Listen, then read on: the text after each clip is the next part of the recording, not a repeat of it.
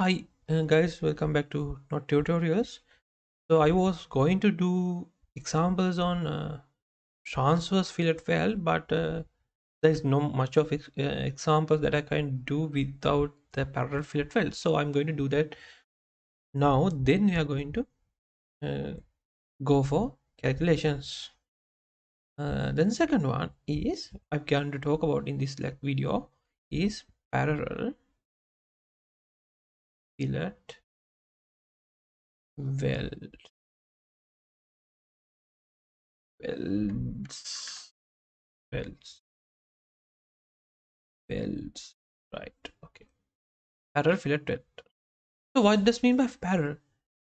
In transverse fillet weld, what was the fact that distinguish that weld is transverse is that the force applied to that weld is parallel to the weld length. So in this case, the in parallel fillet welds, force is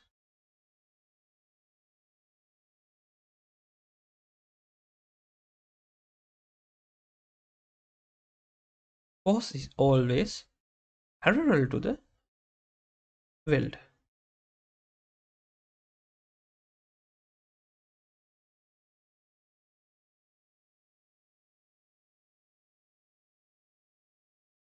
So like this is top view of the material, and force will be applied in this direction. The fillet well length is parallel to the fillet well length is parallel to the force. So we call this parallel weld welds. In this case, which is similar to the previous one, uh, but in previous one we used tensile stresses to the strength of the weld. But in this case, there will be no tensile stresses, right? Because there is no tension in the direction. No, there's no tension because the welds are parallel to the force.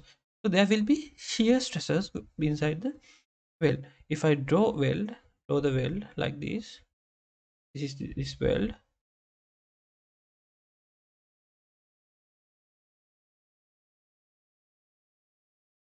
This will subject to a shear stress from there is P,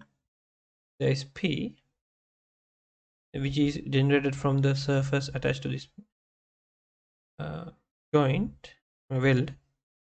So there will be a stresses develop inside this fillet weld, which will be shear stresses, not tensile stresses. Similarly, we get the smallest area or the minimum area because which it has the maximum stresses. So the maximum shear stress the material can stand is, if say sigma s, the stress inside this shear stress inside, so sigma is tau s, which must be the maximum permissible shear stress must be uh, must be greater than or equal to the actual stress developed in the inside. In other words, the shear stress developed inside the weld must not exceed the maximum permissible shear stress for that material. So similarly, we know the maximum shear stress, maximum shear stress we get in the this area which has a minimum area. This is 0.707 s. So which is P over A, which is we know P over A.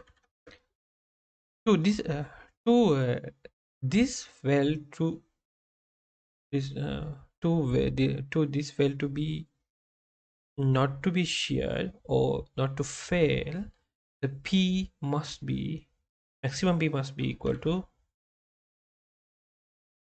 A times tau, means 0.707 s. I'm 7 times length L and tau. This is for a single for one side, but there is two welds in both sides. So they should be, I should be multiplying this by 2, which will which will give us the equation 1.414 times s times uh, L tau equals to the maximum force that can be experienced by this fillet fail without failure.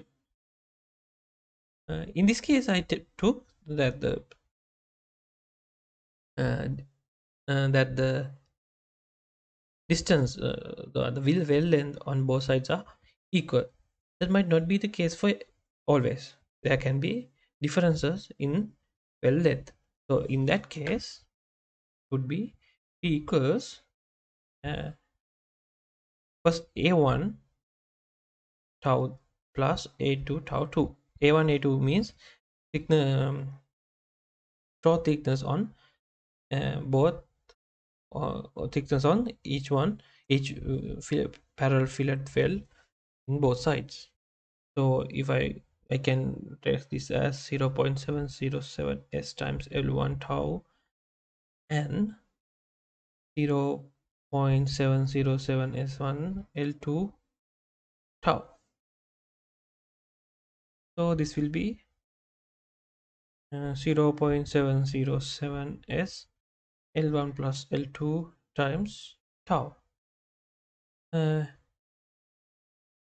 We can use this equation directly even to calculate the uh, fillet weld of the, what do you call, fillet weld strength of the double para fillet weld, which has equal welding on both sides.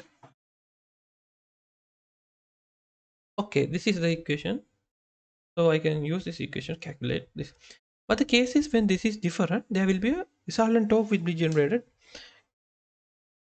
inside the fillet weld. So what did I mean by that is, if let's say this is the plate, mm,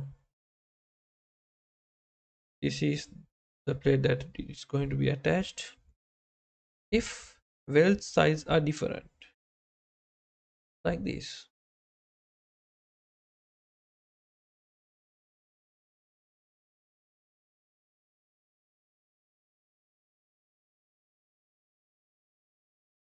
let's say this is L1, let's say this is L2, the forces generated between the forces generated inside these stresses generated inside these welds are will be different, right? So because they have different weld length, so there will be resultant torque generated on this object in this direction. So this is not a good configuration. But what happens when we apply the force to this,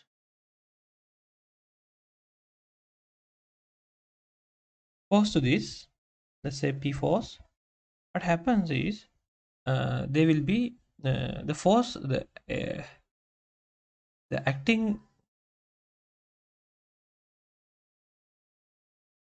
position of the acting line of the fillet weld will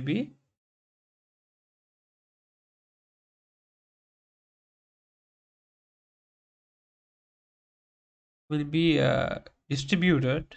So we will be going through the centroid of the uh, fillet weld.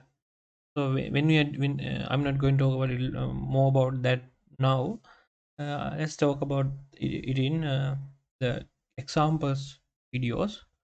So this is the basic concept of the transverse fillet welds and parallel fillet welds. And another thing is there can be a combination of both. Forgot to mention that there can be a combination of transverse fillet welds and parallel fillet weld, which will result something structure something like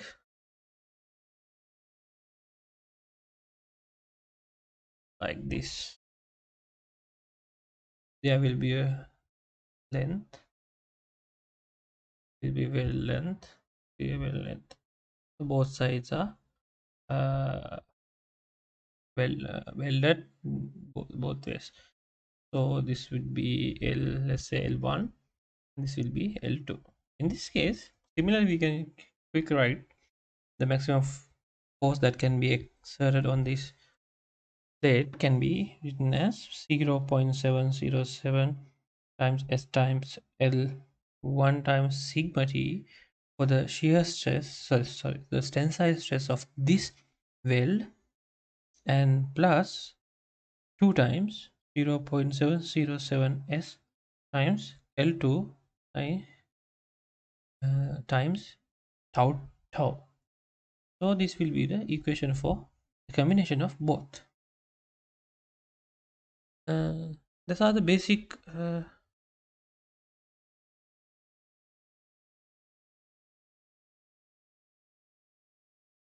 things. So yeah, let's meet in the examples section, hopefully.